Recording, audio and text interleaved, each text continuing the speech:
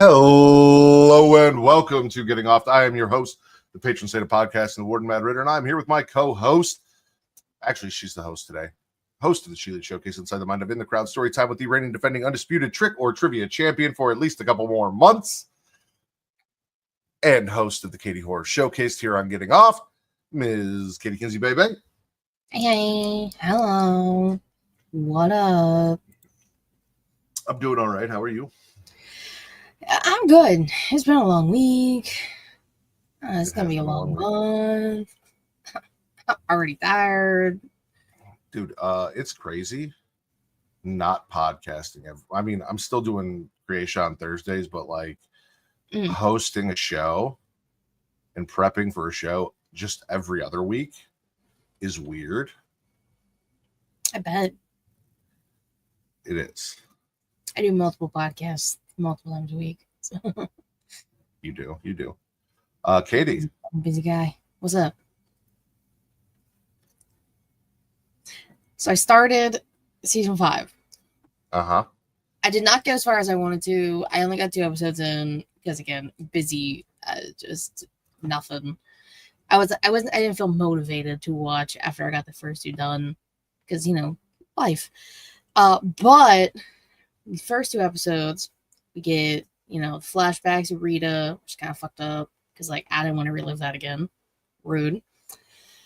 Let's see, what do I have here? Dexter runs away from Miami for a hot minute. He's like, I don't want these people questioning me. The kids are better off without me. Everyone is fine. I can just go away. Mm-hmm. Spoiler, he comes back. Shows up at the funeral in Dexter clothes. No black. Whose funeral? Rita's funeral. Yeah. Yeah, it's pretty sad. Deb sleeps with Quinn, which knew that was fucking happening because, of course. I will. I don't know why I didn't say that Will's watching. That's fucked up. Sometimes it takes a second, Yeah, so Deb sleeps with Quinn and then acts like it doesn't happen. Which, I mean, bitch, it's fine. Oh, there's a lockout. I keep hitting my mic. I'm not meaning to. I'm just gonna put my hand down. I'll talk with my other hand. Sorry, Will's boosting algorithms to find new listeners on 2 different. Very nice.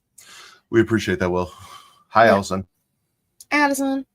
Quinn also suspects Dexter to be the one who killed Rita because Kyle Baxter, I think, was the name of the alias he gave the Trinity killer. And then they interview the family because they can't find Arthur Mitchell? Is that his name? Yep. Yeah. They can't find his body. Spoiler, because he's fucking dead. So they talk to the family and they're like, oh, Kyle Butler. Kyle Butler was the name. I knew it started with a B. And they all draw sketches and Quinn kind of puts them all together. And I'm like, oh my God, it's Dexter. I'm only 2 episodes in. So I don't know. I did read the, on Paramount Plus, it gives you a little snippet of what's going to happen. Kind of. I know Dexter's hiring a nanny, I believe, to help with Harrison. Oh, I love the nanny. Okay. She's great. So it's Angel's sister. I think. What? I think it's Angel's sister. Oh. I don't know why you said Angel, and my mind went to the TV show Angel, not Batista. This is the season that is super weird. The next season is my least favorite. Okay, so season 5 and 6 are not popular with the homies. Got it. What else happens in these first 2 episodes? He killed some random dude in the bathroom whilst fleeing Miami, and finally got to let out that rage that's been building inside of him. So that was kind of cool. Kind of fucked up. Because, that guy didn't do anything. That guy was a dick, but he didn't do anything. So, there's also the that one cop who like keeps showing up at the crime scenes. I don't remember her name, but she's Ava in Freedom Riders. I don't know if anybody's seen that. I know her from that. I don't know what the actress's name is, but she's a cop in this season and seems to be kind of helping with the Santa Muerte killings that seem to be happening in the neighborhood. So I don't know what's going on with that. Big thing. Cody and Aster go to live with the grandparents because Aster doesn't want to fucking live with Dexter because Dexter was supposed to protect Rita and didn't. So now Dexter's the reason their mom and their dad are dead. Aster's words, not mine. And Cody wants to stay with Dexter, but Dexter's like, their brother and sister, I don't want to split them up. So they go to live with the grandparents. Which, I mean, I get, but like, Dexter's trying. I forgot that Harrison had a half sister.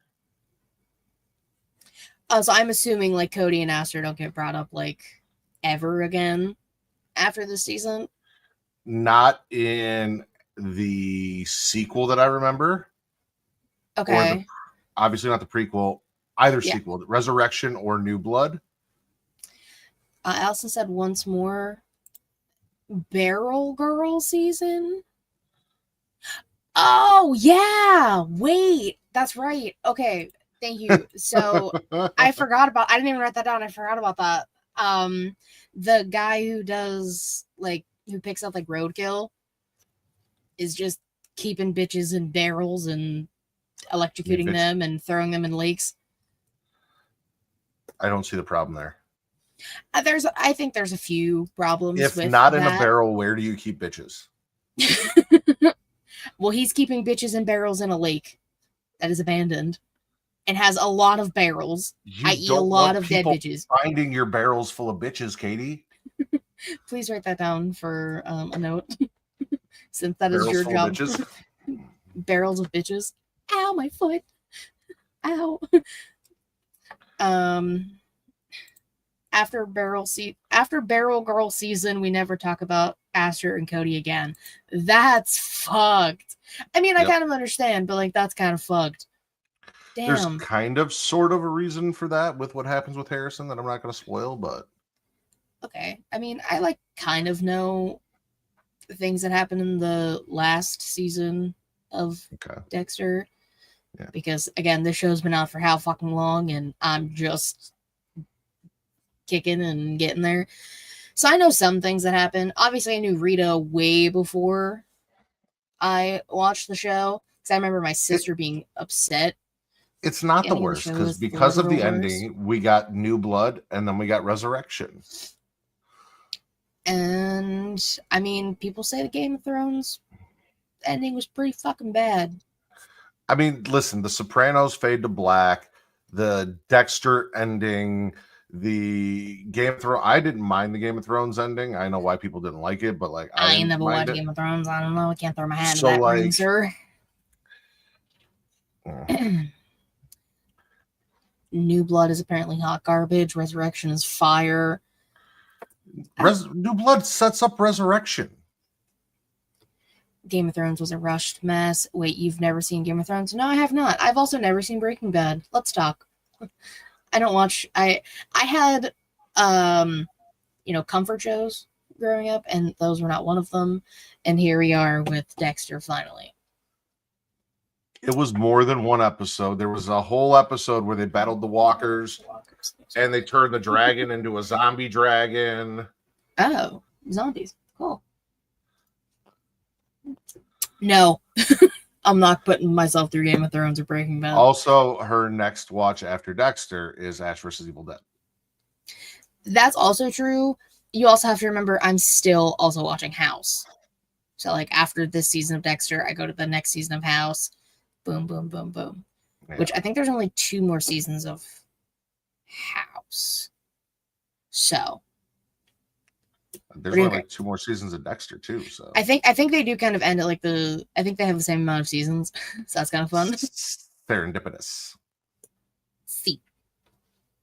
But yeah, I think that's everything. Yeah. Yeah. Oh, and then the last thing I have was Angel gets in a fight at the bar because people are making jokes about LaGuerta and how she's his sugar mama, basically, because she makes more money than him.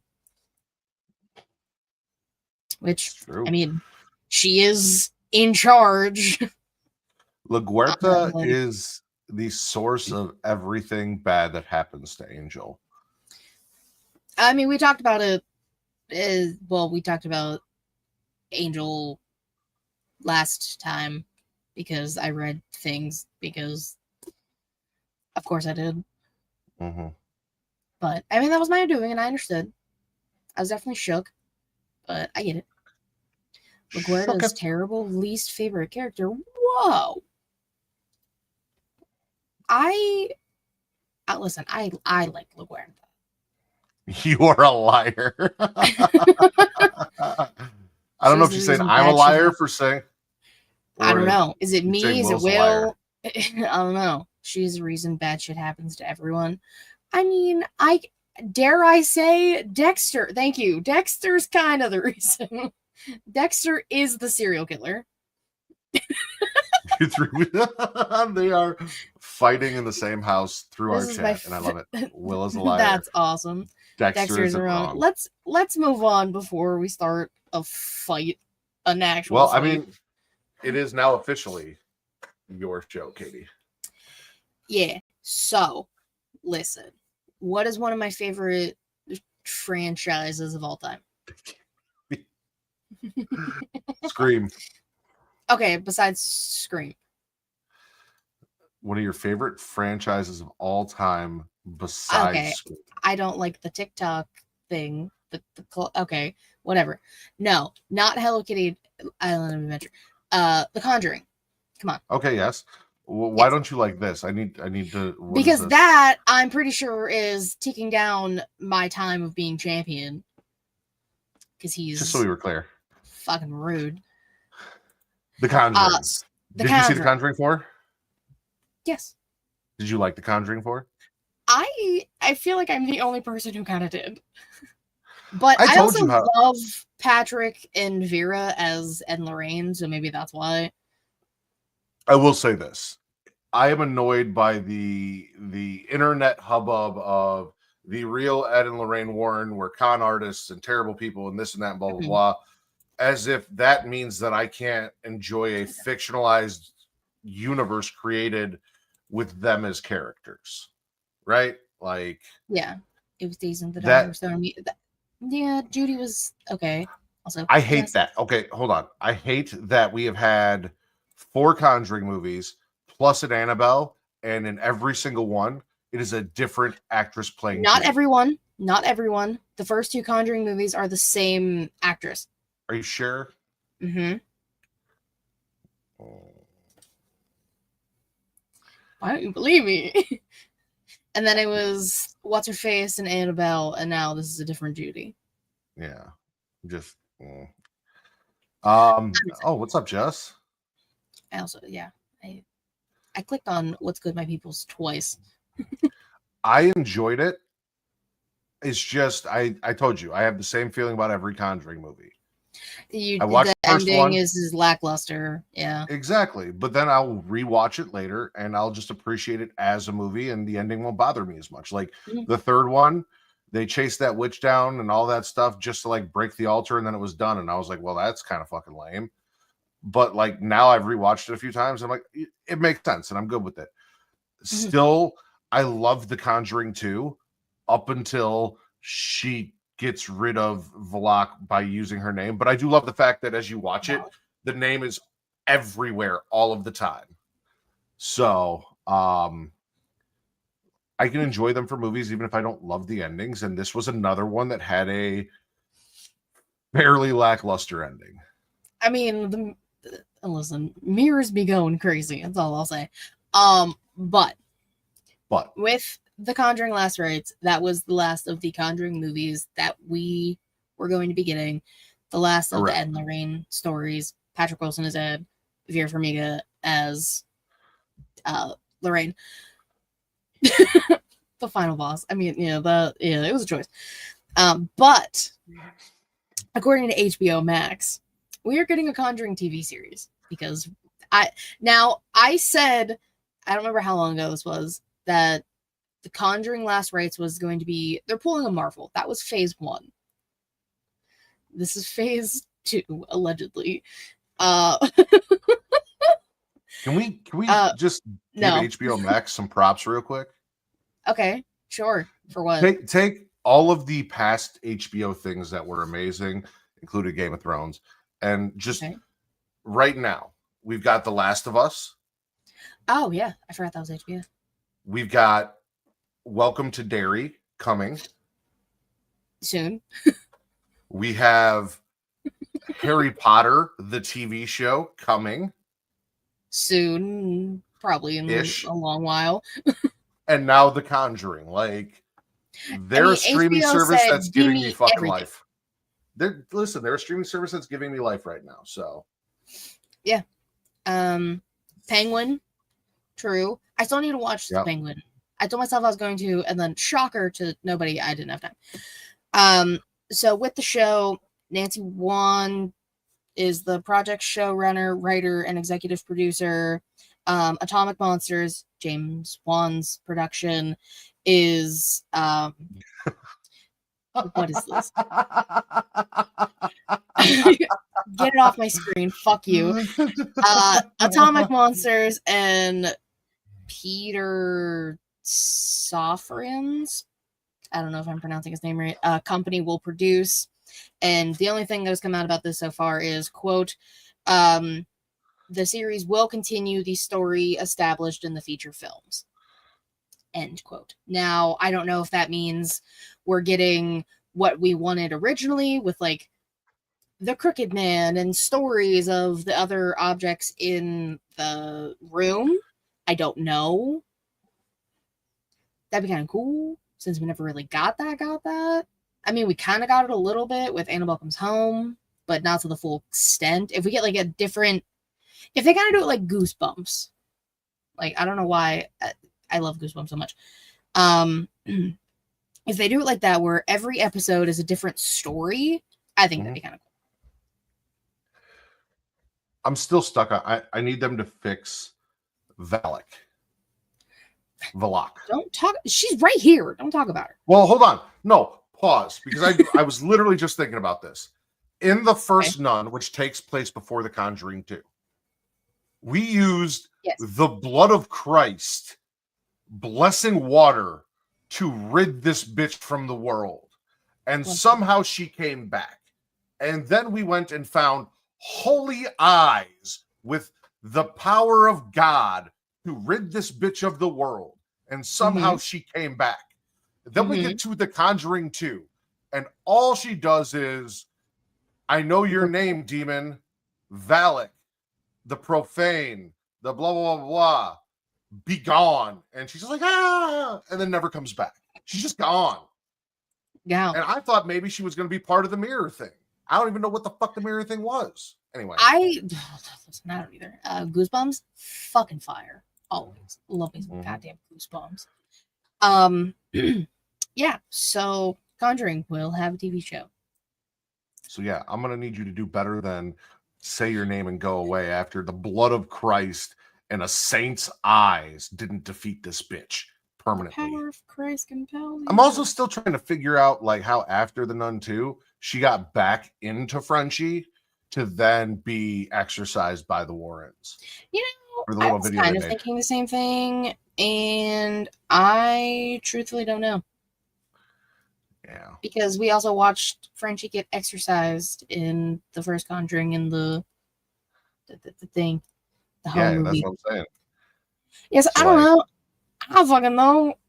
I wasn't there. I didn't make these movies. She's like a spooky STD that Frenchie just can't get rid of. Don't compare Frenchie to an STD. That's rude. I didn't compare Frenchie to an STD. I compared the lock to an STD that Frenchie had. Valak. The lock. It's Valak. Listen, maybe I'm just saying it with a Chicago accent. You do have a Chicago accent, but Valak. The lock. Out here. Anyways, would you like to watch the trailer for this next thing, or do you want me to read it to you? What do you think would be more vicious, watching the trailer first or getting a synopsis? I don't remember the trailer off the top of my head because I did watch this one. I didn't watch the second one we're gonna do. Okay, I'll read the synopsis. Okay. Synopsisize me. October 10th, Paramount Plus. Dakota Fanning. Love Dakota Fanning. The Fanning sisters, by the way, recently, well done. I feel like they're just in everything. She's in the new Predator movie. Okay. I think, yeah, it's Predator. Yeah.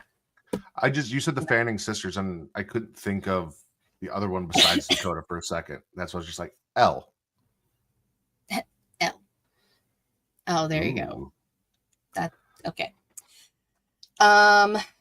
In the nightmarish new film, is the thing when Polly receives a mysterious box from an unexpected late night visitor. It comes What's with in the box? What's in the fucking box?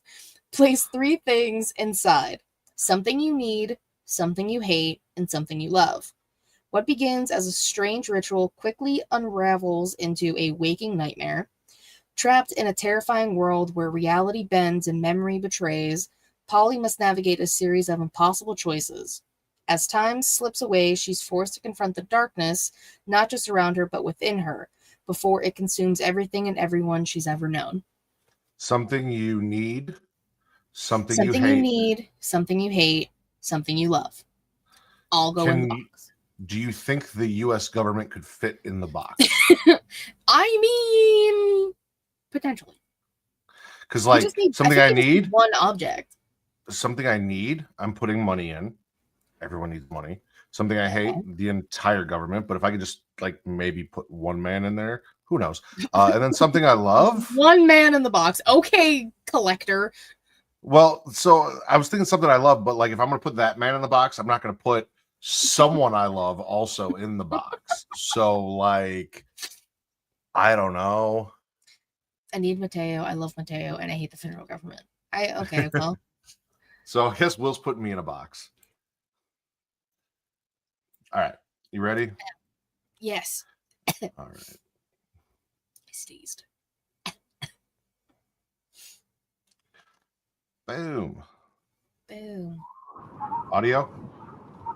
Good.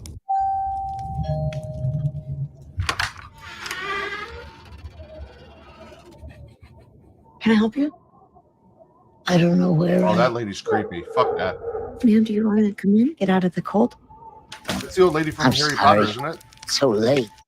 Do you have your phone? I can call for you. This Where'd house. your finger go? It's a lot for a young woman. I'm gonna start. What? Bitch brought Dementors with This her. will be for you now. You are going to die tonight. What are you talking about? Unless you give it what it wants. 3 things go inside. Dick in a box. Something you need. No. Something you hate. Something you love. I'm gonna call the police now. You can't do that. Don't tell anyone. Don't you dare.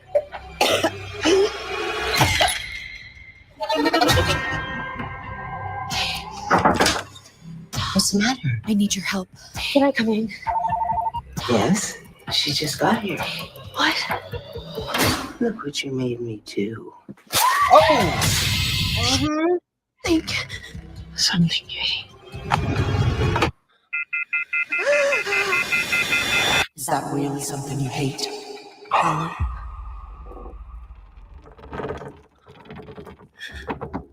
Finally.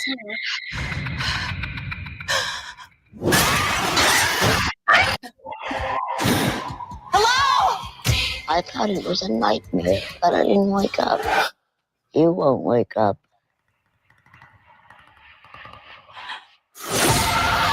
What if you're wrong? What will happen? I bet it's bad.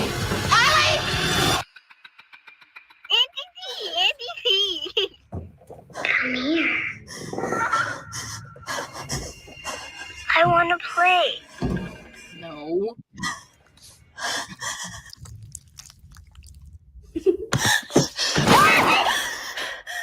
I love you.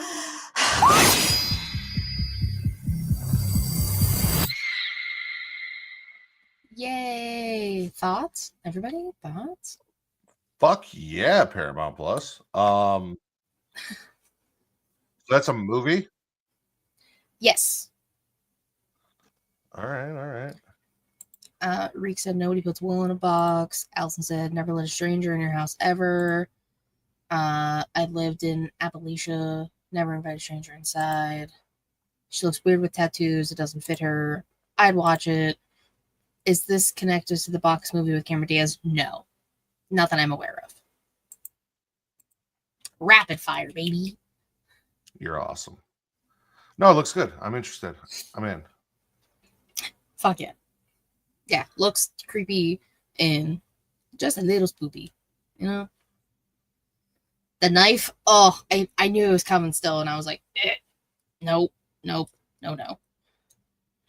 There's a movie about Cameron Diaz's box. Kind of, somewhat. Not the way you're thinking. There's a lot of movies about Cameron Diaz's box. Have you ever seen Sweetest Little Thing or The Sweetest Thing? I feel like you Also, combined multiple titles again. Maybe. Isn't it The Sweetest Thing? Well, Isn't first you that the said one the with sweetest her and little Christian thing. Yeah, I know there was no little. But isn't that the one with her and Christian Applegate where she like strips down to her underwear in the car? I think so. Bad Teacher is definitely about Cameron Diaz's box. Like that's the whole entire purpose of the movie. I mean, yeah. Every time you hear "Look What You Made Me Do," it's time to fucking run. True. Yep. Mhm. Turn around. Don't look back. Don't turn around. Don't do it. Okay. So next, your boy, My Phillip boy. Brooks, Chicago's own CM Punk, is going to be in a horror thriller movie coming out January 16th, 2026. Okay. It'll be called his Night second one that I know of. Yeah. Night Patrol is the name. I don't know what his character is doing. I don't know if he's a main character or anything I'm yet. assuming patrolling at night, but continue. Well, he's not the only person in it. Justin Long is also in it, which, again, kudos to Justin Long for being in a shit ton of stuff recently as well. If we had a horror movie keep a check, Justin Long is at the top of the list. 100%, especially recently in the last, 5-10 years. Especially last 5. Good for him. But the premise of Night Patrol, an LAPD officer must put aside his differences with the area's street gangs when he discovers a local police task force is harboring a horrific secret that endangers the residents of the housing projects he grew up in. And that is all of the information I have about this movie. Okay. I mainly put it on there for Punk, for you.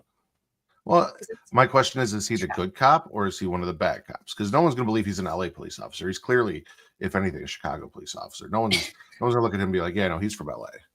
I mean, he very well could be a part of the bad police task force. He very well could be a part of one of the street gangs in the housing projects. We don't know. I don't know. No such thing. I'm assuming no such thing as a good police officer. I don't know. Sure. I don't know. No such thing. There's no such place. Yeah, so again, don't know much about it. The poster looked pretty dope. I don't want that candle. No, thank you. I don't know what it smells like to say I don't want it, but also I don't want to just have my house smelling like anyone's box. I mean, fair. There are boxes that I love the smell of. I don't want my whole house smelling like it though. That seems like a lot. I feel like it's too much, you know? Yeah, exactly. Like, I made a candle I love you, Kate.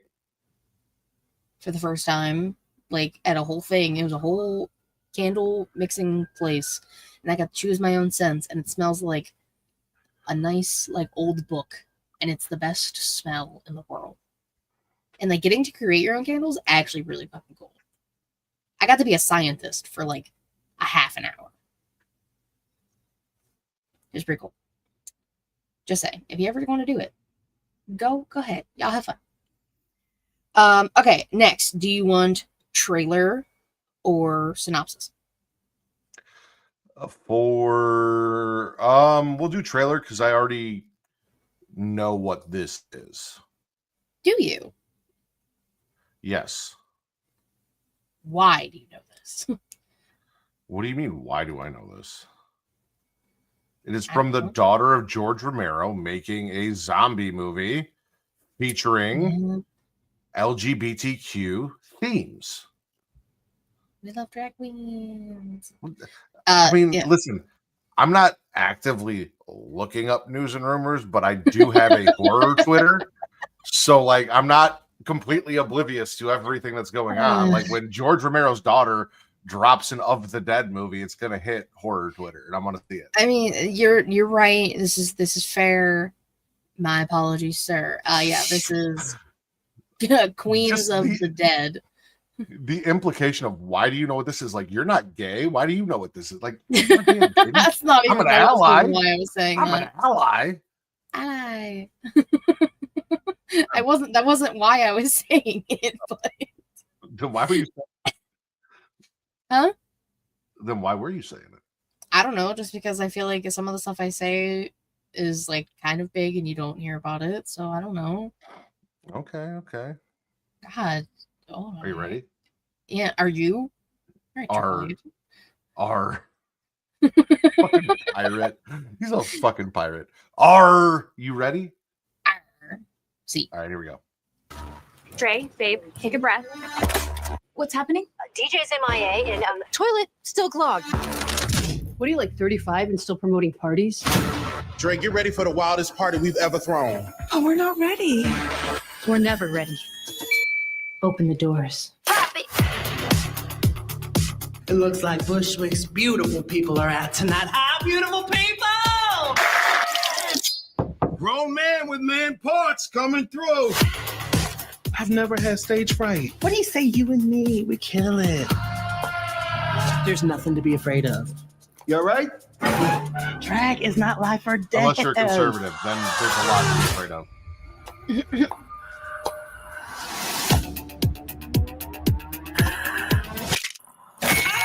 Bitch! Oh, fuck. Something very bad is going on. Manhattan is under siege. What the hell? Shelter in place? That thing was not human. You know what this means. It's worse. A zombie. Yum, yum, yum. My wife is coming. She's probably dead. That was kind of sexy. Softball, third base. We gotta armor up. You might want to look away. Why?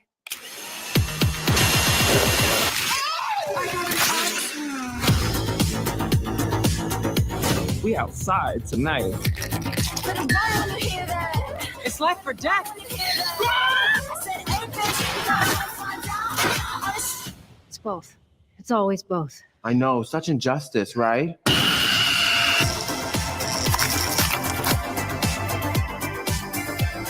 Survive.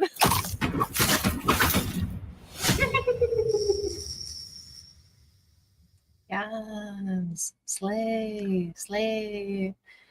Oh my god. That was the first That I is didn't get to watch the trailer before. That was fun. I feel like that's what right-wing conservatives actually think is happening when, like, drag queens read to kids in school. Like, they think it's this infectious disease that's going to be spread by contact. Protect the lesbians. I agree. Oh, hold on. First, that one dude looks like fat Matt Cardona. I didn't want to pass that comment up. And yes, protect the lesbians, protect the dolls. We love. That looks fucking awesome. God, gay people are the best. That looks fun. But That looks fucking fun. so it is a horror comedy, of course, if that wasn't, known. And like you said, Tina Romero, daughter of legend, October 24th. Can't forget the A.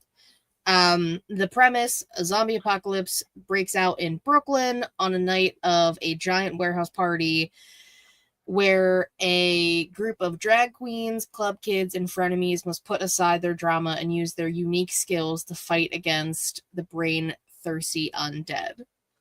I'm kind of mad that Slay was nowhere in that description. Which is kind of fucked up. Like, how are you not going to have Slay in there? They did in the thing. It was like, they're dead, but they're eating. And I'm like, yes, they are eating. It's great. God, I love it so much. That too. That form of eating as well. Good times. Yeah, no, it looks fun. I'm down. Good. Guys, we can have a watch party. Just kidding. I'm actually busy that day. You don't have to watch it that day.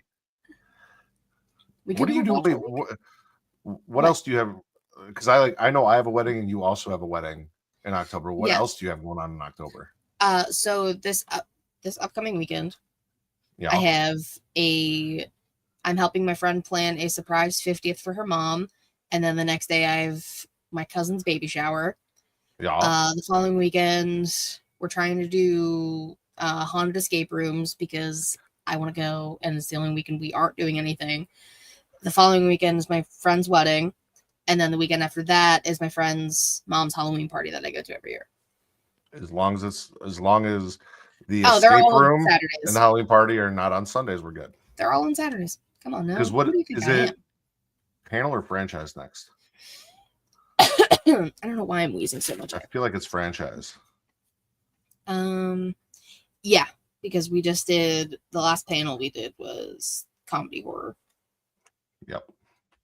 So we'll have to brainstorm. We do that at the end, like we always do.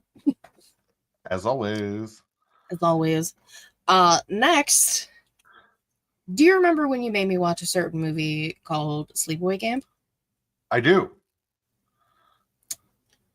Well, we're getting a reboot. I'm sorry, a remake. My apologies. Remake. To the shock of many, Kenan Thompson is the man behind this.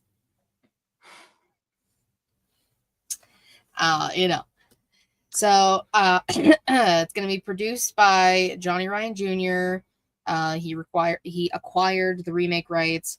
Robert Hiltzik, I don't know if I'm pronouncing that right. The original director is also attached to the movie and will direct this one as well.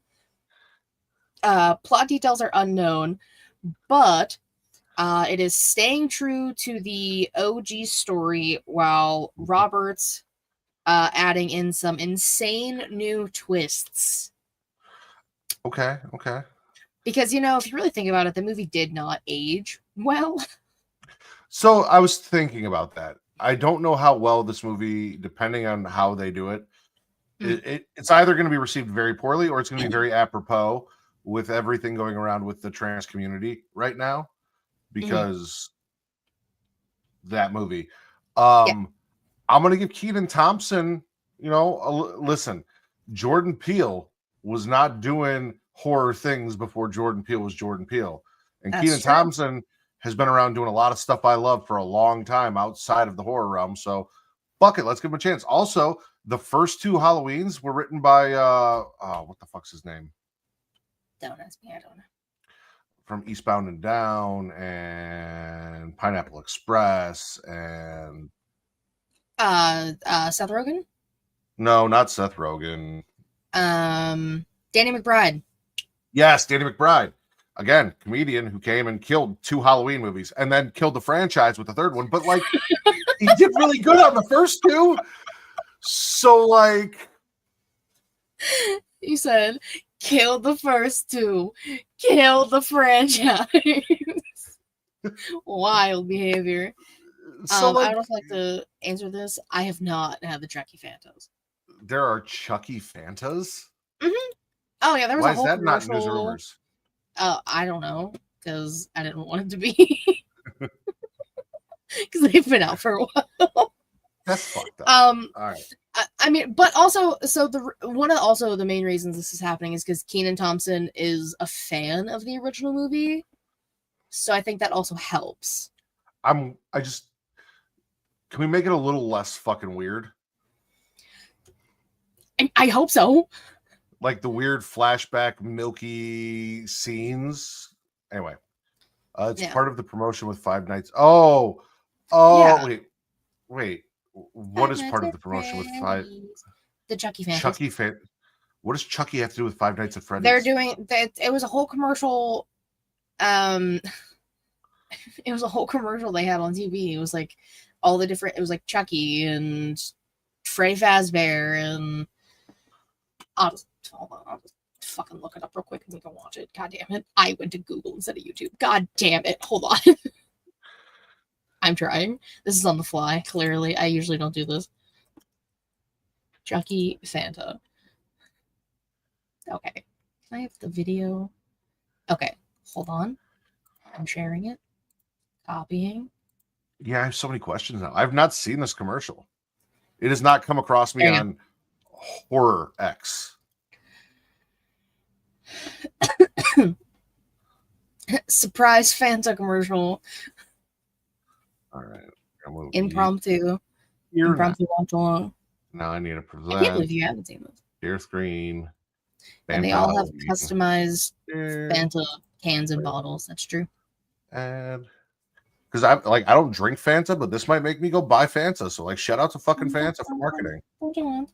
I kind of want a Fanta now.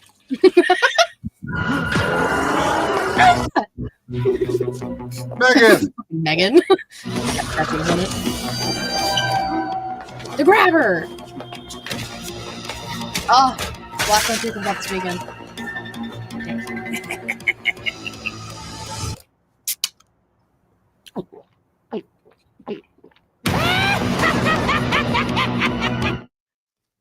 That's fucking amazing.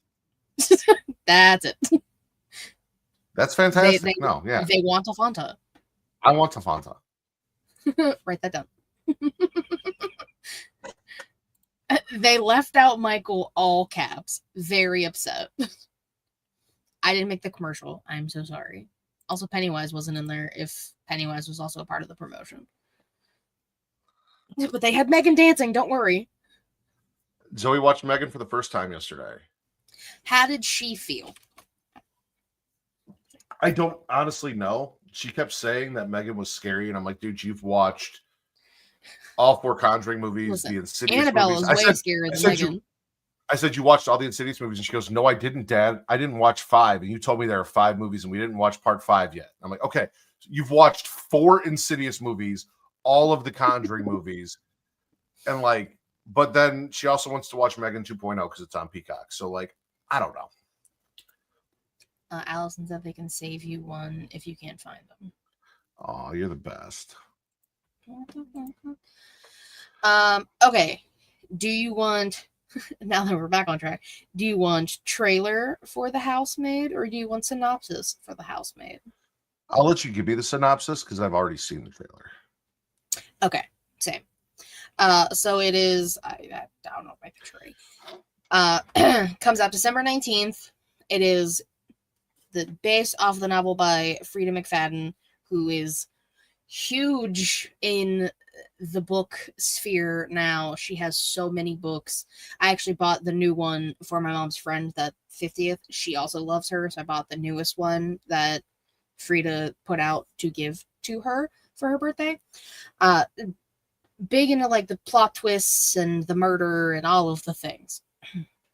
So this, starring Sydney Sweeney, Amanda Seyfried, and Brandon Skelner. I have no fucking idea who that guy is. In the film, trying to escape her past, Millie, Sydney Sweeney, accepts a job No, accepts a job as a live-in housemaid for the wealthy Nina, Amanda Seyfried, and Bobby Brown. Andrew Winchester, Brandon, whatever the fuck.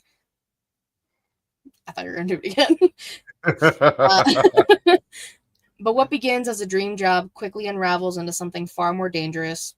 A sexy, seductive game of secrets, scandal, and power.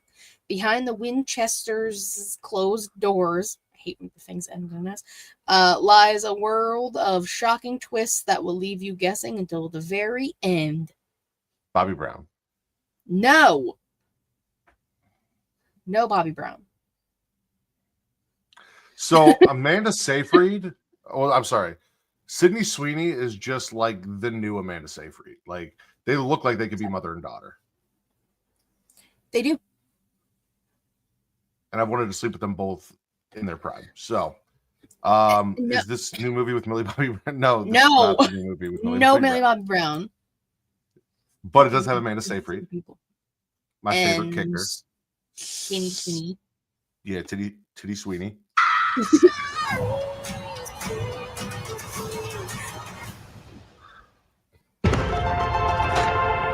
Hi, Millie. Hi, You're Mrs. still hot. Winchester. Oh, please call me Nina. Come on in. I'll tell you, mother So and why daughter. do you want this job? I just really enjoy being a housemaid for the Mhm. right families, of course. You know Agreed. this is a live-in position, right? Ta-da! This is your room. What do you think? It's perfect. Okay, good. So, would you like the grand tour?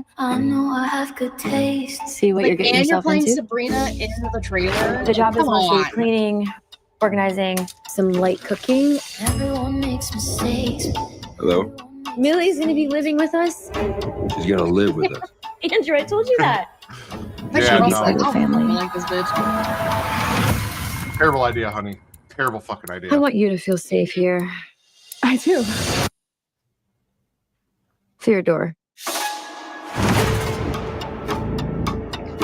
You're a lifesaver. I don't know what I'd do without you. Millie.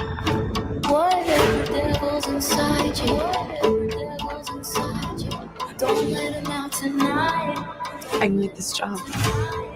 I can't lose it. I do not want to go back.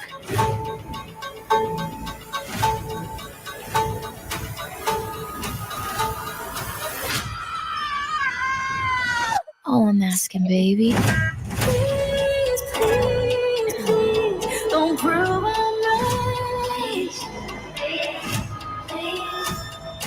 Oh God.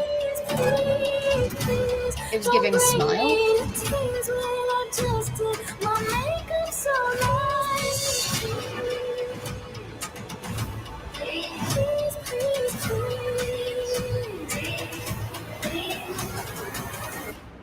I have a really good feeling about this, Millie. Me too. Okay, I'll be in touch.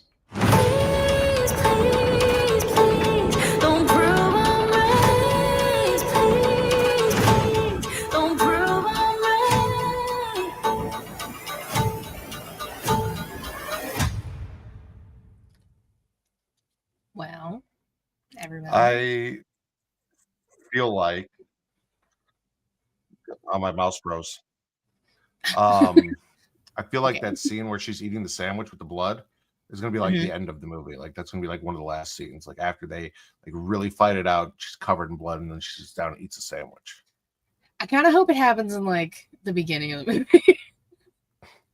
Just for fun. Just to see what happens. I haven't read the book, so I don't actually know what happens. My friend has. Again, everybody love Frida McFadden right now. I have other It's books. not Boner Lake, but I'm in.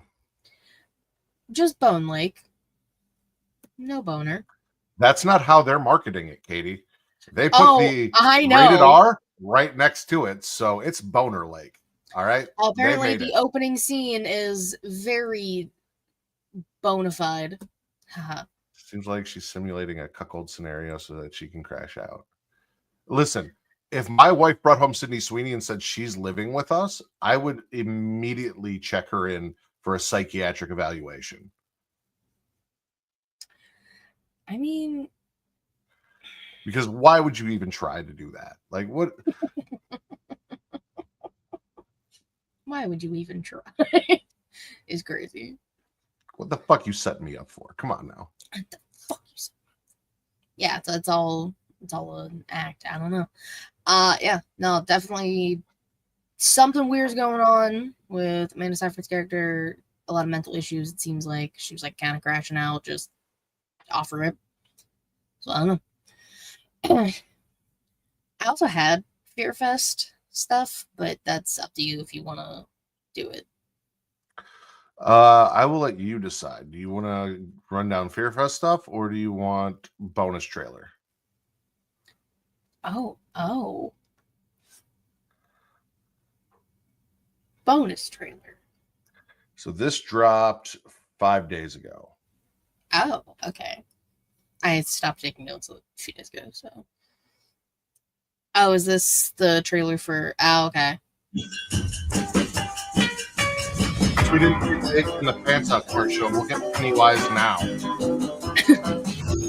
1962. Hello? Oh, okay. Hi. I'm Rich, by the way. Will.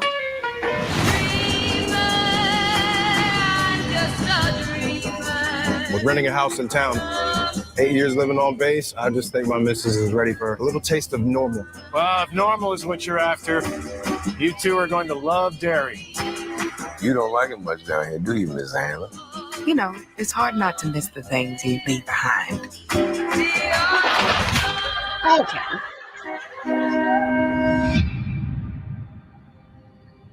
We're getting into the swing of it, though. Starting to feel like home. Things happen here. We don't really talk about it. No one does. They never even found a body. But maybe you could figure out what really happened to him. Could have been a drifter. Do you think somebody could kidnap a kid and keep him underground? In the sewers? Yes, I do. Yeah. What happened out there, Helen? That guy looks like he's been through some shit. Disappearances. 7 confirmed deaths. Do you know who Dick Halloran is? Mostly children. Should I? Something bad's coming. I don't know. What is that?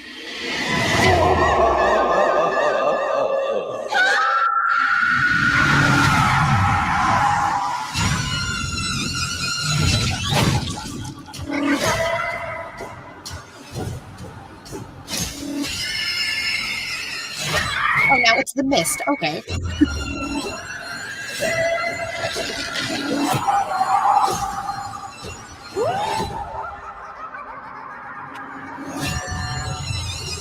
Cannot fucking wait. October 26th? What? I said October 26th. So we're going to Stephen King out real quick for a little bit. So as you know, I've been reading through Stephen King's novels, and I don't know if I told you this, but I've been making a list of references to other material that I know of Stephen King that is mentioned in the novels as I go through. I believe so, yes. So I did know that Dick Halloran was a chef at the Black Spot, which I believe is the time period that this takes place, which is one of the tragedies that they mention in it, in both the movies, one of like every 26 years, blah, blah, blah. Yeah. Yes, also that.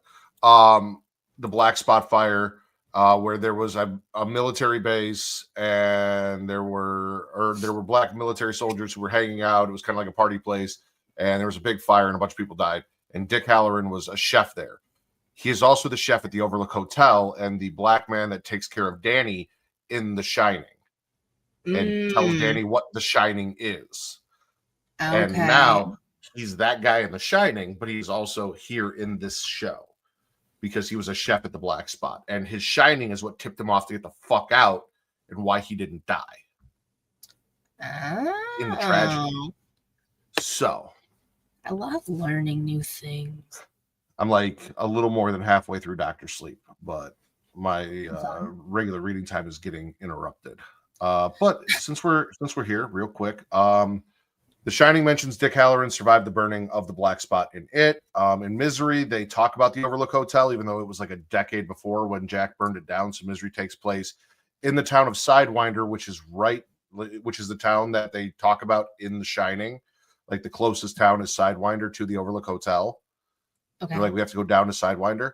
That's where Misery takes place. And also Annie Wilkes references that the caretaker burned the place down like 10 years before. Mrs. Casbrack, which is Eddie's mom in Eddie Casbrack, is mentioned in Misery. I think it's like Paul Sheldon talks about how his mom used to do something with Mrs. Casbrack or something along those lines. Cujo is referenced in Pet Sematary. They just, not by name, but they say a St. Bernard that got rabies and went crazy. Yeah. Over here. Goddamn fucking phone. All work, no play makes Jack a dull boy is quoted in the book Pet Sematary, which came out after the movie The Shining was made. Now, famously, it's a proverb. It's not something that Kubrick came up with and put in the movie The Shining. It's like an actual proverb that existed. However, we know that King did not like Stanley Kubrick's version of The Shining, so this also could be like a dig at Kubrick by putting it in another book. Who knows? Okay. Jerusalem's Lot, also known as Salem's Lot, is mentioned in Pet Sematary and also in Dr. Sleep. Where? As well as Sidewinder is also mentioned in Dr. Sleep, but that makes sense because it's the sequel to The Shining, and that's where I first read about Sidewinder was in The Shining. So far, that is all I have. I mean, that's a lot. Authors who reference other pieces of their work throughout their work is really fun. It's like, and I'm sure there's shit I'm missing because he has so many fucking books. It's like, I didn't realize this. I don't know if I sent it to you on TikTok. I might have, or I meant to and I forgot. The Mirror and Oculus is in all of the Flanaganiverse. I love that man. I can't wait until we fucking cover all of it. I'm gonna be like a kid in a candy store whenever we do that, and that's how we decide to do that, because that's gonna be 4 fucking hard. episodes. Exactly, and I can't fucking wait. Hill House, Bly Manor, Midnight Mass, Fall House. Yeah, 4. I don't want to do Midnight Club. I actually didn't watch it. I heard it was garbage. It was not. I really enjoyed Midnight Club, and you should watch it. You can't say I love the Flanaganiverse and then not watch Midnight Club. I actually was going to, and then I did actually forget that it was a show. Because Midnight Mass was just like devastating. It'd be like that. It was fun. Midnight Mass is probably my favorite Flanaganiverse show. I think mine is Hill House. It would be if it wasn't for that ending. Okay.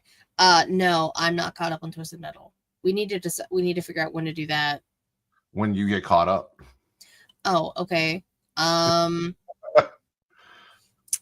wait, we can do that. We can do that next. Do you just want to do that next then? For the franchise? Yeah. Yeah. Okay. That gives me time. I'll get it. You got 2 weeks. I got it. Okay. You know what time it is, though? What time is it? Allison, if you're still here, I still need a shit Matt made Katie watch like thing for this. But shit, Matt made Katie watch. Katie. Yeah. 1998. The same year that The Faculty and Halloween H2O were both released. Wow. So and was can you Disturbing believe Behavior. no Josh Hartnett in this movie? We could have had a trifecta. We could have had a trifecta. Ruined. Yeah, Disturbing Behavior. Also Urban Legend. Released in 1998. I don't know if I've seen Urban Legend. Jared Leto, Rebecca Gayheart, Alicia Witt. Literally like a killer who's killing people via urban legends. I've heard of it. I don't know if I've ever actually watched it. That's going on the list. Anyway, It's on my list. what'd you think? I know. This was good. I forewarning, I did like The Faculty more. Yeah, me too. Okay. I mean, James Marsden, I think, did a great job as Stevie Boy, if you will. We had an emo Katie Holmes as Rachel. Yeah, we did. But by the end, she's not. It's literally just like this. normal. I remembered everything about this movie. I just remember it being better than it was when I rewatched it with you, I guess. No, I will. So, wait, you liked this movie before you had to rewatch it? Yeah, I remember watching this movie and being like, yeah, I enjoyed this movie. And okay, watching it, there are two specific scenes that I really enjoyed, and then the soundtrack, which was a 1998 soundtrack, was fucking fantastic. But other than that, I mean, like I can tell you one of the scenes you probably enjoyed very well. Hold on. When we look at the four movies that I mentioned that came out in 1998, all roughly around the same time, Halloween H2O, which we all know how I feel about that. The Faculty, Disturbing Behavior, and Urban Legend. I'd say it's probably the worst of the four. Wow. So, I mean, okay, so I haven't seen Urban Legend, so I can't say the same.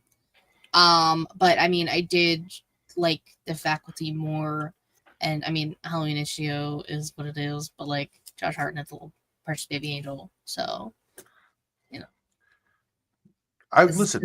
My feelings about Halloween H2O in the Halloween franchise does not mean that it's not better than other movies outside of the Halloween franchise. So, for those of you who don't know, Disturbing Behavior is essentially a movie about a boy whose family moves to a town where kids are basically being reprogrammed, kind of like the Stepford Wives, but also it's kind of like the Pied Piper in a way.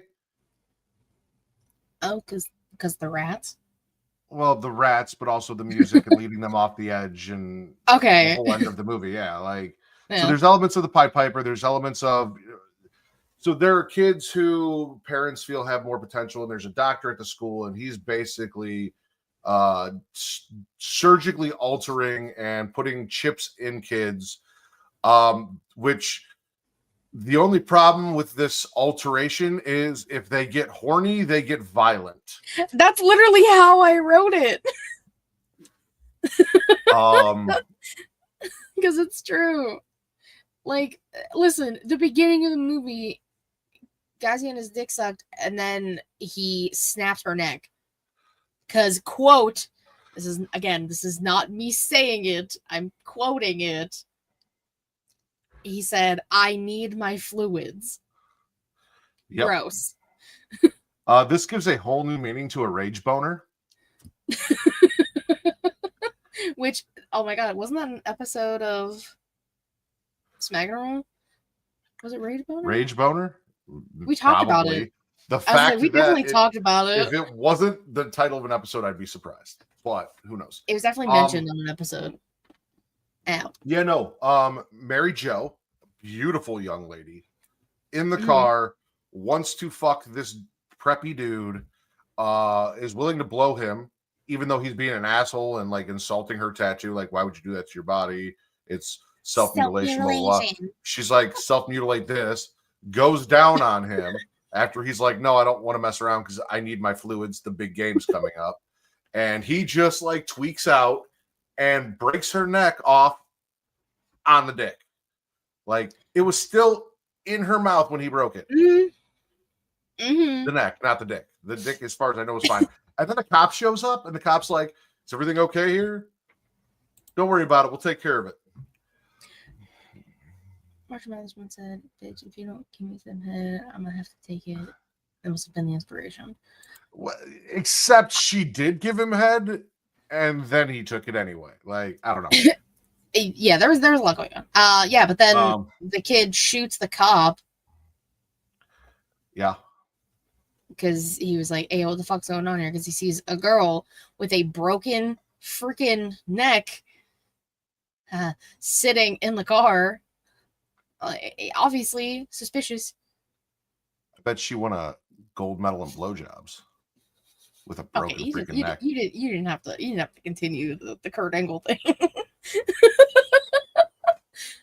think her name was Mary Jo Angle. God damn it. It was not. You don't know that. Anyways. 1998 Olympics for sucking dick. The Olympics were 1996. That's an event I would tune in for. Winter Olympics. Okay, but it was like I'm not playing this game with you. You were so close to playing this game with me. I did. Not the dick sucking Olympics. Plimpkits? Olympics? Anyways. Oh wait, I'm sorry. Giving head with a broken neck should get you exempt from taxes. Well, I mean, she was exempt from life, so she didn't have to pay taxes going forward. So, anyways, can we continue? The Flies got you where I want you. Harvey Danger's Flagpole Sitta. I really love this movie is the reason why I know Got You Where I Want You, which if you actually like listen to the song, and I really enjoyed the song, I think it's a great song, but like the lyrics are creepy as fuck. It's basically about him stalking some chick. Oh, like, I mean, I didn't realize that until later. Steve, so yeah. Well, so they're the Blue Ribbon Society, and they're all the kids who were once kind of like shitty stoners or whatever. It's a cult. And then they got Stepford wived, altered, and now they're preppy. They go to the yogurt shop. They wear their Letterman jackets. Their hair's all slicked back. They're like straight A students. It's like the kids in Scooby-Doo when they go to Spooky Island. Everything's Scooby-Doo with you. Everything is. I fucking love Scooby-Doo. Everything is Goosebumps and Scooby-Doo. Because why the fuck not? I'm just saying, it's the same vibe. Preppy, good kids, you're bad kids. It's a cold. It's all the same.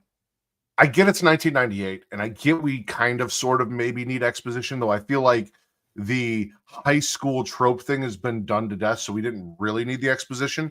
But Steve not knowing why Gavin was out of Lorna's league when he's like, I couldn't even like get near her, and he's like, why couldn't you ask her out? And it's like, you're not fucking blind or stupid, motherfucker. Like, you should know. But it just like gave us the exposition for their version of what the high school cliques are, which okay, I guess fun. But like Steve was oblivious this entire movie. Steve pissed me the fuck off this entire movie. Mm-hmm.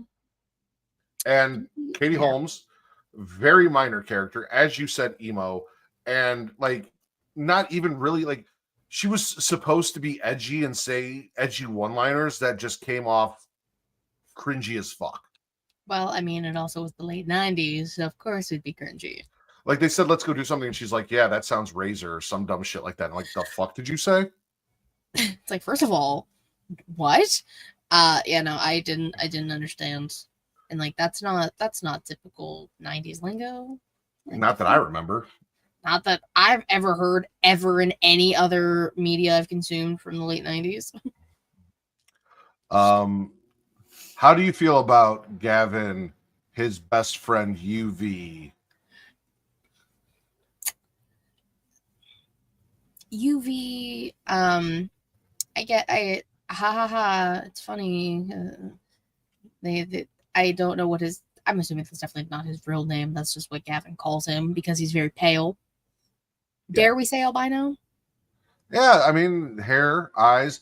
They even said like the Blue Ribbons wouldn't want him because he is pigment challenged.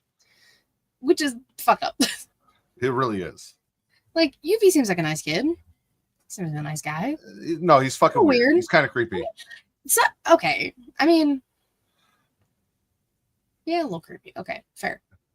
I mean, not as creepy as Chuck, who's in the Blue Ribbon Society. That's the one who kept trying to get with Katie Holmes. I thought it was Chug. Was it Chuck? I thought they were calling him Chug. I couldn't tell. I'm gonna go with Chug. Okay, like Chug. Chug. Anyway, Chug, whatever. Yeah, no, he was little SAE. Mm-hmm. Very and much. I have a note here. It says, okay, imagine saying that suppressing your lust and having zero self-control to a point that it causes violent outbursts is nuts. Like the idea that having to suppress your lust and having zero self-control to a point of violent outburst should be nuts. But men exist, so not really that crazy. Men are the worst. No offense. They are. Y'all are cool. Especially the ones that can't get laid, because they tend to be the angriest and most violent and pushy. So, and that was Chug. Whoever the fuck that guy was. Yeah. You know it, and it's also the fact that like I'm shifting here. The parents are the ones who are basically signing their kids up for this enlightenment program, which again, a cult. Because when Steve and Gavin are snooping around the school, Gavin's parents walk in. He's like, "Oh fuck, I can't believe this." Well, so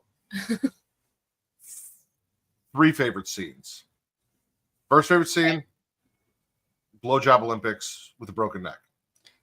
Second favorite scene is them talking about Gavin while he's in the vent with Steve and being like, candidate listens to too much rock music and spends too much time masturbating.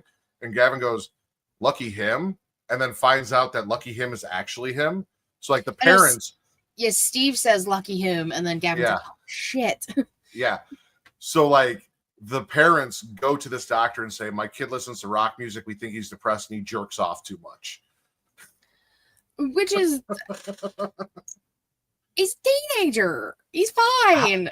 I need to know how much is too much. I don't know.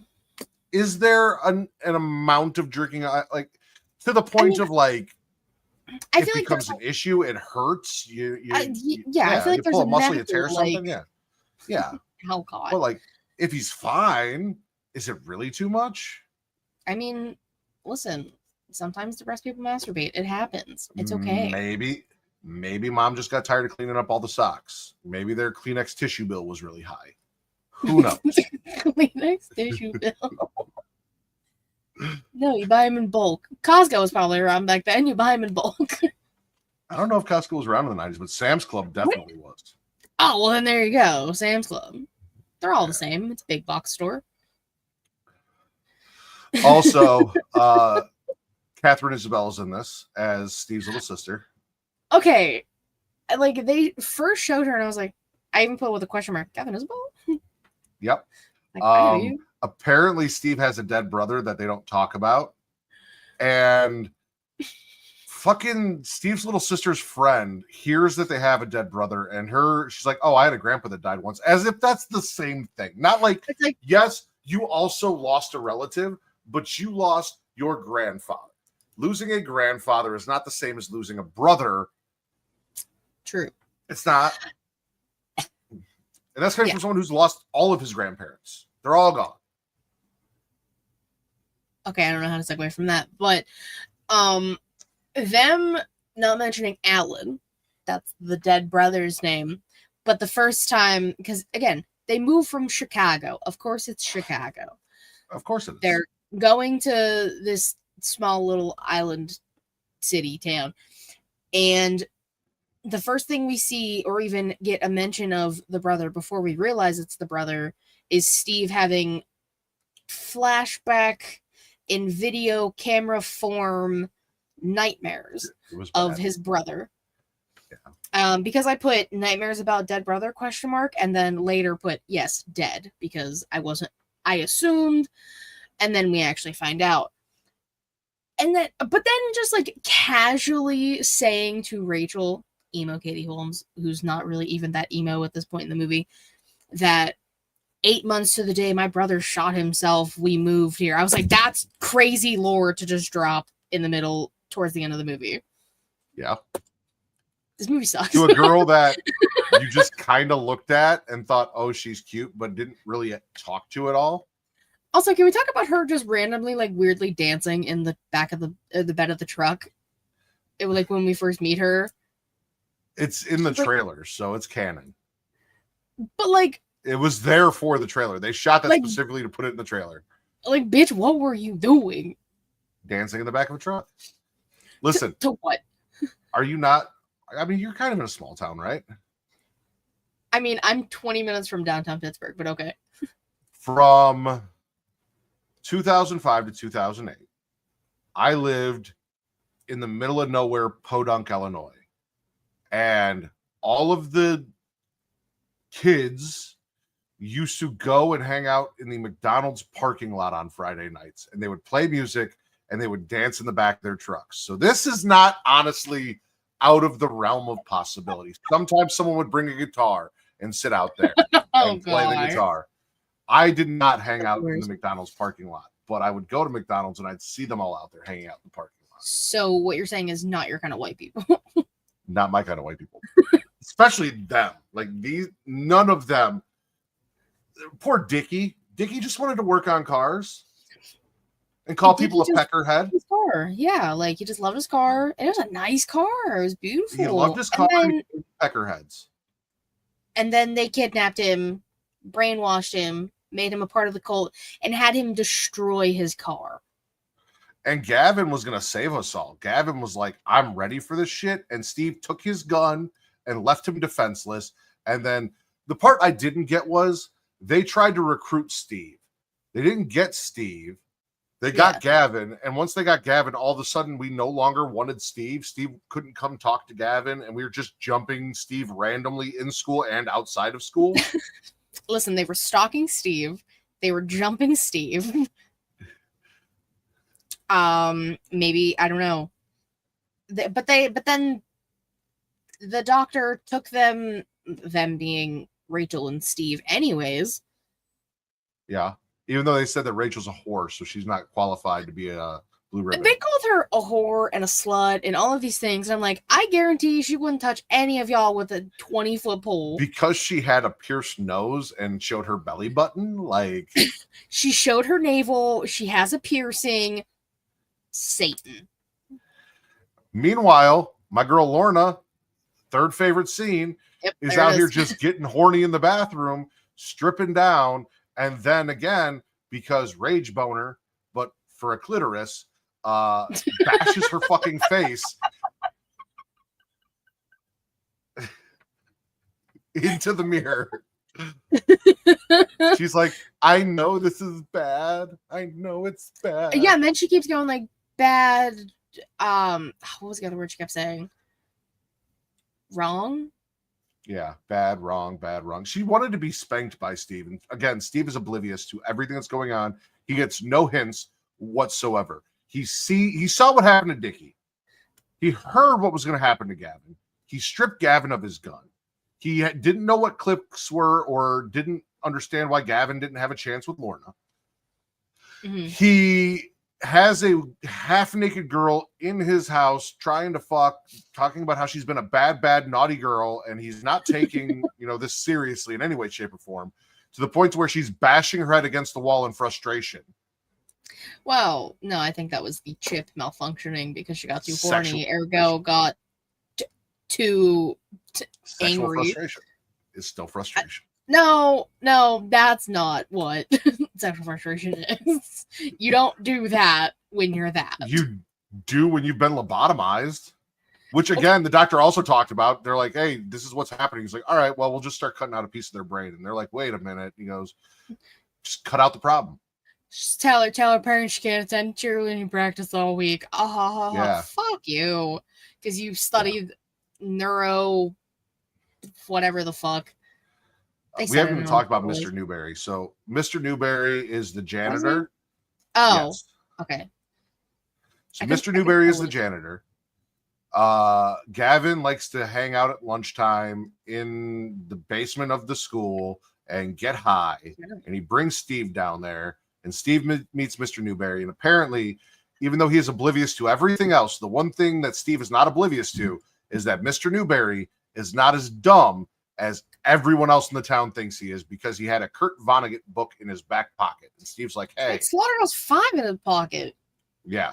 He's like, hey, are you reading Slaughterhouse 5? And he's like, hey, but they bond very quickly. And he's like, you'd be surprised how different people are when they think you're really stupid. So he's just been playing stupid, monitoring these people. I remembered it as like he was like undercover for some reason, and he was trying to like out them. That is not the feeling I got when I rewatched this movie. It was just, for whatever reason, he did some shit and decided to play stupid and be a janitor, and got lucky that the rats hit the fucking tape to make the noise that he used to get the rats out of the fucking basement, and it made Chuck go crazy. And then he's like, I can use this to save Steve and Rachel later. They'll chase me off a cliff and I'll kill all of them. Spoilers. Yeah, the Eradicator. Yeah. We love a pun. Which, listen, I only know that actor from Rocket Man. You ever seen Rocket Man? Yes.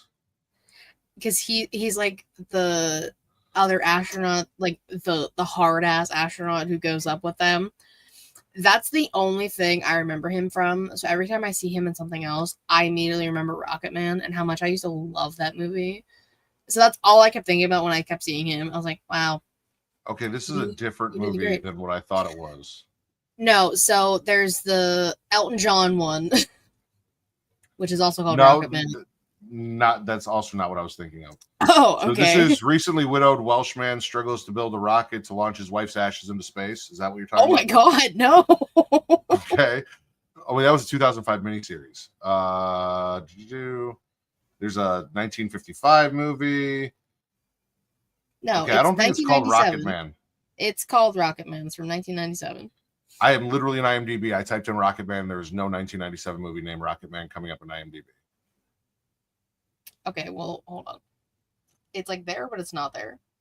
Oh, it's one word. Yeah. Yes. Okay, this is the one I thought. It's got fucking Harlan Williams in it. Yeah. Yes. Okay. That is what I thought it was. That makes a lot more sense. Yes. Okay. Yeah. This is what I thought it was. This is what I was thinking when you said it. And I was like, but I didn't see it in there. And I knew Harlan Williams was in there and he was fucking stupid. Like in the movie, purposefully. Rocket Man. Yeah. Okay. Oh, I used to love that movie. I will be watching that sometime later this week. Yes, that's all I think about every time I see that actor. What else do we talk about here? The doctor having his own daughter in a psych facility, like in a separate room away from everybody. Something about the little fairies in the forest or some shit like that. She was mumbling. I don't know. She was saying a bunch of shit, and then Rachel clocked her because all the other psych patients came to like look through the windows and attracted attention from security. There was a lot going on in this movie. It's the only thing Rachel did the entire movie. Well, yeah, because she wasn't emo anymore. They also kissed randomly out of nowhere. Like after he saved Rachel, he like put her in the car and he ran up and kissed her real quick. And I'm like, this whole romance came out of nowhere. Oh, it's because he was like, don't leave without me to catch the fucking ferry. At the end, before like the Eradicator comes into play with the janitor and like all of them in the bed of his car, I really thought they got her. Like I really thought that she was a blue ribbon now, just from the way she was acting. Incognito blue ribbon. Yeah. But then I was like, oh, well, she was around the Eradicator thing, so she's fine. You know what so yes, he makes a bigger version of the sounds that he uses to drive the rats out of the basement. Mm-hmm. He hunts rats because they're near the ocean, so there's lots of rats. And he mounts it to a car, and then he lets the car go, and they are trying to stop the sound, so they climb on the car, and they chase the car, and it goes off a cliff, and they go with him. He also gets shot. Yeah. Problem solved. Blue ribbons. Bye-bye. But then there's the end of the movie. And this is kind of where it irks me a little bit, because at the end of the movie, we see what looks to be the doctor walking down a hallway into an all-black classroom. It turns out to be Gavin. Apparently, Gavin was not a part of the blue ribbons that attacked the car and jumped off the cliff. And he is now taking up the role of the doctor at a new high school.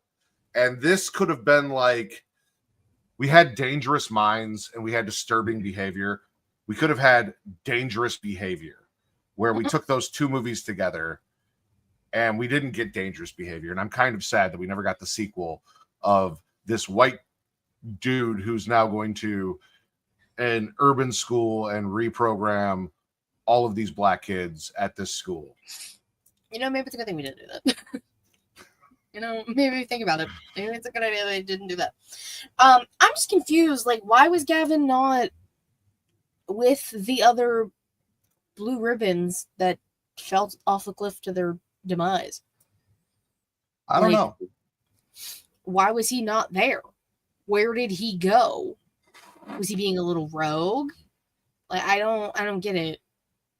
I mean, he looks adorable as, like, all cleaned up. Yeah, he looks adorable. He looks great. The glasses, well done. Beautiful touch. I don't know. I was just very confused. And they were like, he's a student teacher. I'm like, yeah, emphasis on student. This kid's still technically in high school, I'm pretty sure. And how did he find this? I have too many questions. How did he find this school? What things did he make up and alter to make it seem like he knows what he's doing? I don't get it. I don't have answers for you. Yeah, I don't have answers for you. Well, I wish you did. Because that sucks. What are you looking up? So recently in my movie watch along, I had to watch John Carpenter's Ghost of Mars, and I am taking that off the shit Matt made Katie watch list. I don't feel like that's something you need to watch anymore. I also didn't even know that was on the list, so And then I added Urban Legend. Okay. Well, what am I watching next? That's also kind of what I was deciding. So I have a couple of different ideas. Reek, are you still here? Reek, let us know in the comments if you're still here while we talk about this. So I was thinking I have a list and I just go in order of the list. And if I do that, then the next thing that Matt makes Katie watch is American Psycho. Ooh, Christian Bale. Yeah. But then I was also thinking it is October. So maybe we should pick something special from the list to watch. Reek is still here. So we said that we would do Twisted Metal. I'm thinking that would be October. If you agree and Reek agrees, we do a special episode, because I don't know that we're going to spend a whole hour and a half talking about Twisted Metal. Maybe we do. But I was also thinking we could toss in shit Matt made Reek and Katie watch, because we still do have but there was The Final Girls. Yeah. And Cabin in the Woods, which Reek has never seen.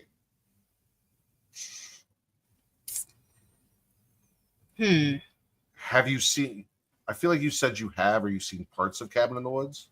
I've seen parts of it. I don't know if I've seen like all the way through. I think I've seen like the last like half. Okay. Because I know like the ending scenes, but it's also been a while, so like I very well could be wrong. So either we do Cabin in the Woods as the next shit Matt made Katie and Reek watch. Okay. We double it up, or we do Twisted Metal and that together, and then we do American Psycho for the next episode. Surprise counteroffer. We find a day during the week and we can do Cabin in the Woods.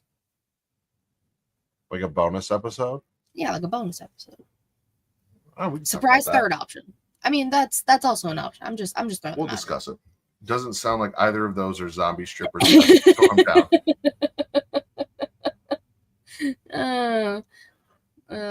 Yeah, that was the time. Remember when you made us watch that? I do, and I have seen worse movies. So, yeah. If I hit my fucking mic one more time, stay. Is what it is. I'm talking too much with my hands. Okay, so next episode is going to be Twisted Metal Season 2. Possibly / Cabin in the Woods.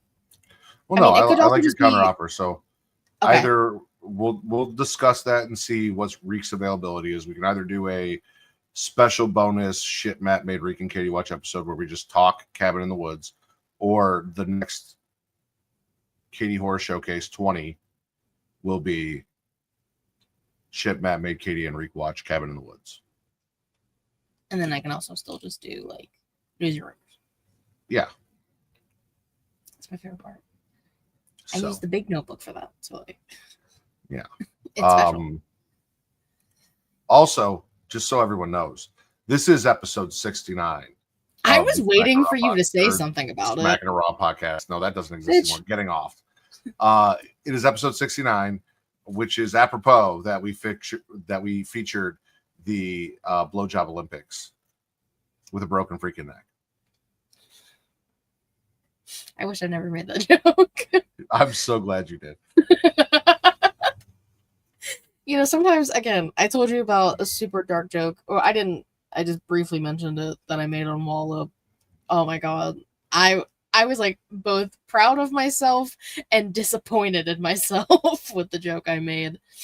Which, again, that comes out sometime in October. I don't know when it does, but when it does, listen for my joke. It's towards, I think, like the middle to the end of the episode. Because it's kind of fucked up. Okay, well, I won't write anything for Katie Horror Showcase 20 yet for my little list, just in case, since we don't know yet. But I do have Twisted Metal Season 2 for October 12th. Yes. Which is our next episode. Yeah, we got a whole month before we got to do another Katie Horror Showcase. And also, that might not be a shit man make Katie watch, because we might be doing another contest for that group. Oh my god, yeah. So we have to find out about that too. I gotta get a hold of my boy. Yeah. So you gotta let me know. Because that was fun last time. Yeah. That was.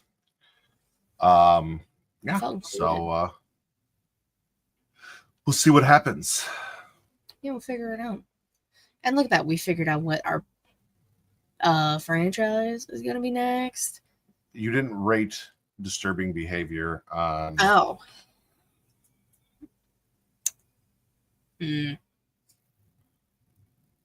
Where do I want to rank this? It's definitely not the worst thing I've seen. It's no parakeet. I feel like I can put it in like middle tier, I guess.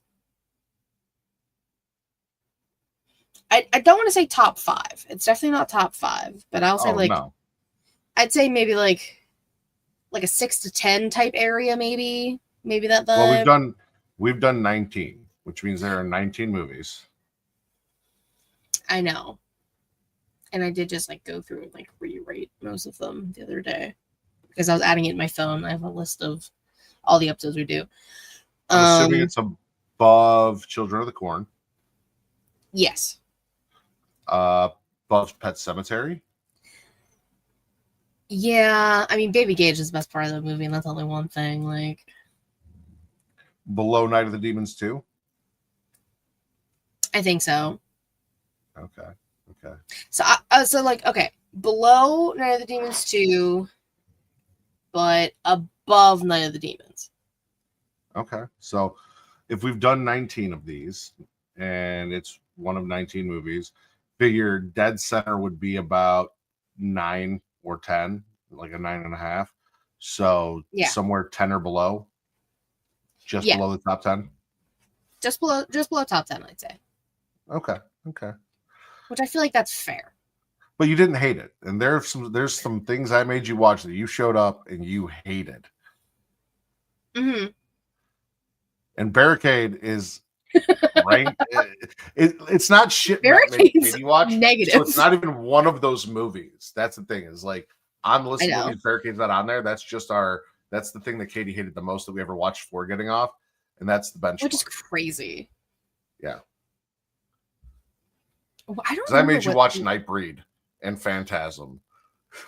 I think Phantasm might be like the bottom of the list of shit you've made me watch.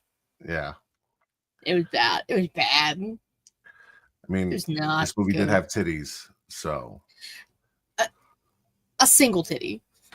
a single titty. A singular titty for a split second. Which I knew as soon as that happened. I was like, oh, I know I meant like that part of the movie. I like titties. As do I. I understand. And then she bashed her fucking brains in. And then she lost me. You had me at the titties, you lost me at the face bashing against the mirror. We talked about sticking your dick in crazy, Katie. We've been there, talked about it. It's a thing. Yeah, that's a conversation we've all had many a time. I still don't understand. But like I also like I get it. You also but don't have a dick, so this is also true. Yep. Can't believe the thing that I said that made you laugh the hardest this episode was it's like a rage boner for your clit. I think it's because I didn't expect you to say it, and just the way you said it so casually. You're like, yeah, it's a rage boner, but for your clitoris. Like, it's funny. This was a funny episode. So currently I have Barrels of Bitches. Because yeah.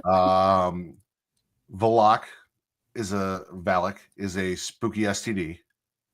I want a Fanta. Whole rage boner. And dick sucking Olympics with a broken freaking neck. God damn it. I'm so sorry, Kurt Angle. That's good. That's a good list. Oh, this was just a fun episode. I feel like I laughed a lot in this episode. It's been a while since we've had a good one like this. Yeah, it really has. I mean, Faculty was just like a good movie, but like we didn't have jokes. Like, I mean, we started off hot with Barrel of Bitches, and it was just uphill from there. Which, sometimes, what else do you do with your bitches? You put them in barrels. I don't see the flaw in the logic there. Well, you don't want people to find your barrels full of bitches, so you put them in the lake. And an abandoned lake that nobody finds except Dexter when he stalks you. Exactly. All right. Katie, where can they find you and all of the fun things you do? You can follow me on Twitter, KatieRaslin13, the link tree in my bio to take everything She Lead Showcase, twitch.tv/She Lead Showcase, and youtube.com/She Lead Showcase. Typically Thursday, 6 p.m. Eastern-ish. And you guys can follow me everywhere: TikTok, Instagram, Threads, Blue Sky, and X at Getting Off.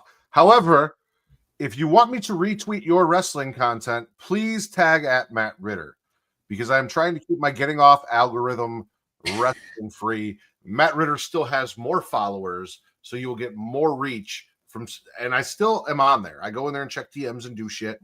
I do stuff from at Matt Ritter. So if you want me to retweet your shit, and it's not horror related, send it over to Matt Ritter and I'll retweet it there.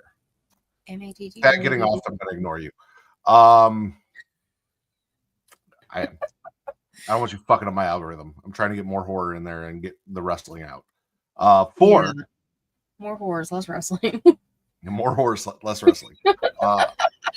For Miss Katie Kinsey Bebe, I am the patron saint of podcasting award, Matt Ritter, and you have gotten off.